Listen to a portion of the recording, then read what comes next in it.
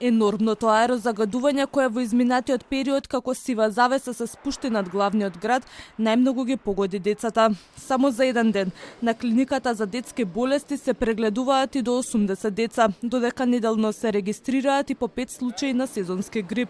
Од клиниката велат дека најчесто станува збор за инфлуенца вирусот, а бројките како и секоја година во овој период бележат пораст. Нашите пациенти најчесто се изолира во овој период инфлуенца А. Вирусот секако доминираат деца со полесна симптоматологија, кои се третираат амбулантски. Меѓутоа, помалите деца и доенчињата кои развиваат компликации во смисла на добно-респираторен инфект, пневмонија, бронхиолит и така натаму, се задржуваат за болнички третман, добиваат потреба на медицинска нега.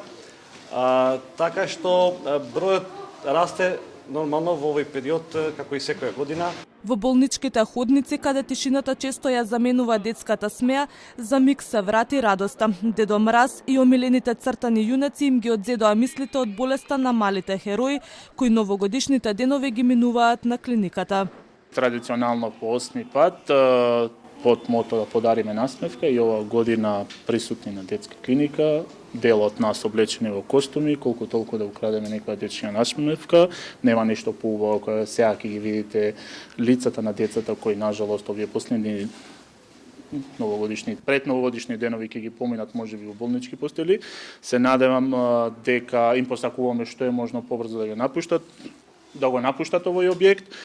Лекарите апелираат родителите да не ги носат децата во училиште и градинки доколку имаат симптоми на грип. Препорачуваат установите да бидат опремени со прочистувачи на воздух. Најчестите симптоми на грип се висока телесна температура, течење на носот, солзење на очите, кашлица и болки во грлото. Лекарите советуваат да не се брза со антибиотици, туку температурата да се намалува со парацетамол и доволно течности, а ако состојбата се влоши да се консултираат со педијатар.